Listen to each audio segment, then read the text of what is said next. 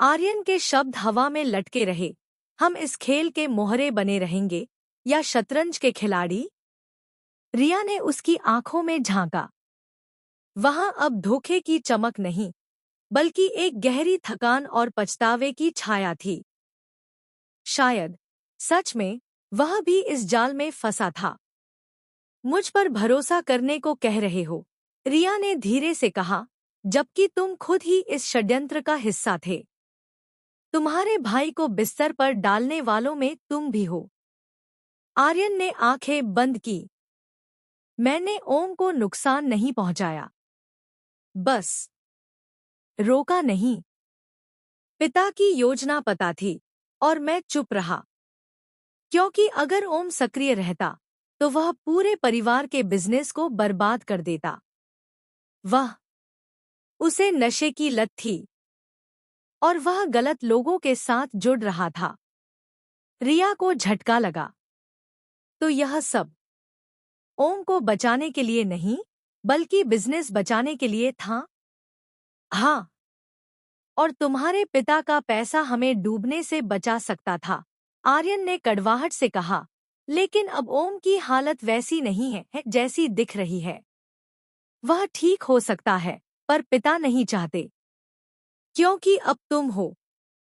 तुम्हारे माध्यम से हम तुम्हारे पिता के संसाधनों तक स्थायी पहुंच बना सकते हैं। रिया ने सब कुछ समझ लिया। वह एक वित्तीय संपर्क सूत्र थी, एक जीवित, सांस लेता हुआ बंधक। तो अब क्या? रिया ने पूछा। उसकी आवाज में अब डर नहीं, बल्कि ठंडा निश्चय था। अब हम साथ काम करते हैं, आर्यन ने कहा, तिजोरी खोलते हुए। उसने वह मोटी फाइल निकाली। इसमें सब कुछ है, नकली मेडिकल रिपोर्ट्स, ओम के एक्सीडेंट के गवाहों के बयान और तुम्हारे पिता के साथ हुई गुप्त समझौते की कॉपी। रिया ने फाइल उठाई। उसके हाथ कांप नहीं रहे थे। हम इसे पुलिस को दे देंगे। नहीं, आर्यन ने सिर हिलाया। पुलिस पहले ही खरीदी जा चुकी है। हमें सबूतों की एक और कॉपी बनानी होगी, और किसी ऐसे को देनी होगी जो पुलिस और राजनीति से ऊपर हो। कौन? रिया ने पूछा। मेरी माँ, आर्यन ने कहा, हैरान करने वाला जवाब देते हुए। आर्यन ने बताया कि उसकी माँ, विद्या कपूर, जो दिखने में एक शांत, धार्मिक महिला थी, असल में परिवार की वास्तविक शक्ति थी।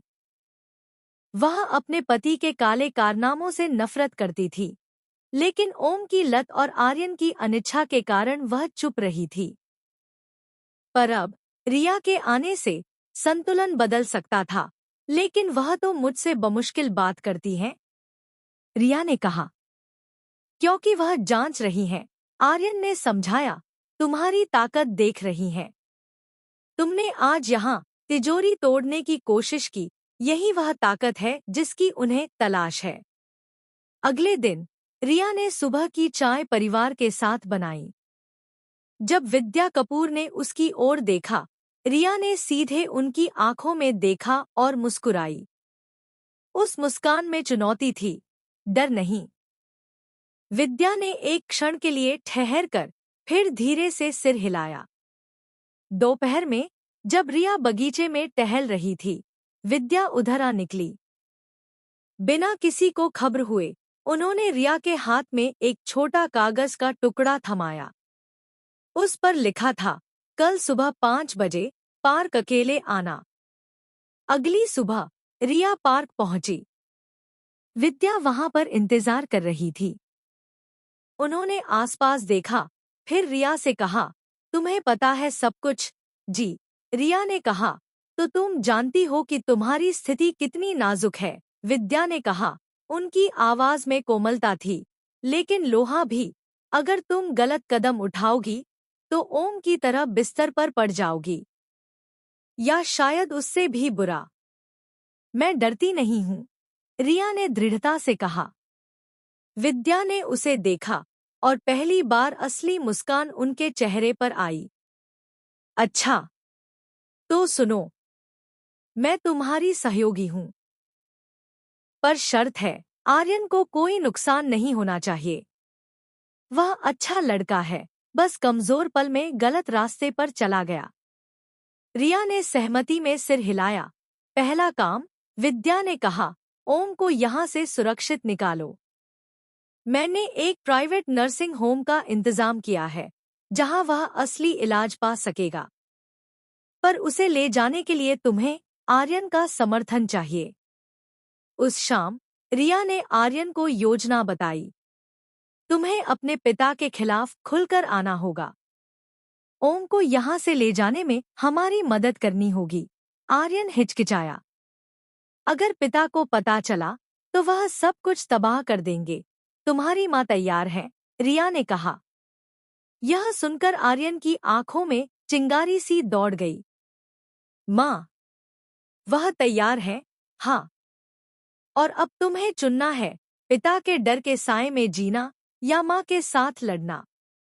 आर्यन ने गहरी सांस ली। ठीक है, मैं तैयार हूँ। अगली रात, आधी रात के बाद, आर्यन ने अस्पताल के सिक्योरिटी गार्ड को हटाने का बहाना बनाया। रिया और विद्या कपूर एक एम्बुलेंस लेकर अस्पताल के बैक गेट पर पहुंची। एक विश्वसनीय डॉक्टर और 2 नर्स उनके साथ थे। सब कुछ योजना के अनुसार चल रहा था, जब तक कि रुकिए, अचानक मी कपूर वहां आ धमके।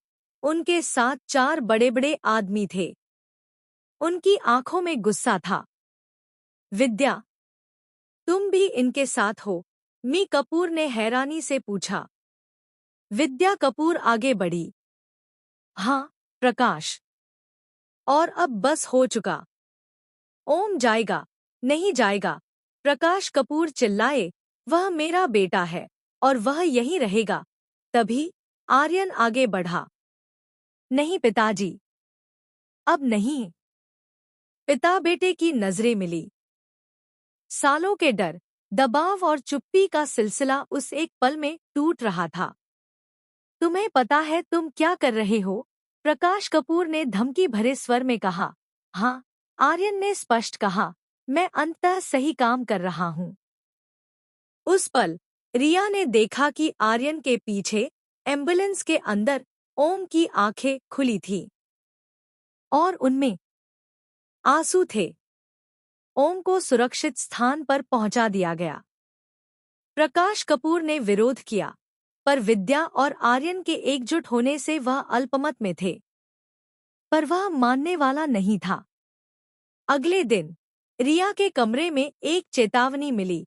तुमने गलत शत्रु चुना। अब तुम्हारी बारी है।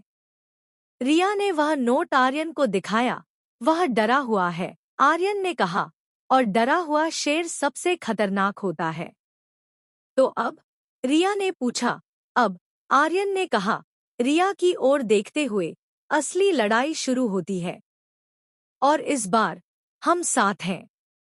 रिया ने मुस्कुराते हुए हाँ में सिर हिलाया। शादी के दिन वह जिस कमरे में अकेली और डरी हुई बैठी थी, आज उसी कमरे में वह एक योद्धा बन चुकी थी। उसका पति असल में ओम नहीं, बल्कि यह लड़ाई थी। और उसका साथी अब आर्यन था। बाहर बारिश शुरू हो गई।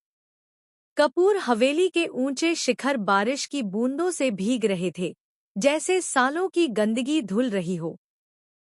पर सच तो यह था कि गंदगी अभी बाकी थी और सफाई अभी शुरू हुई थी। क्या प्रकाश कपूर अपनी हार मानेंगे? क्या ओम ठीक हो पाएगा? और क्या रिया और आर्यन के बीच सहयोग समय के साथ कुछ और गहरा बन पाएगा? यह कहानी अभी जारी है।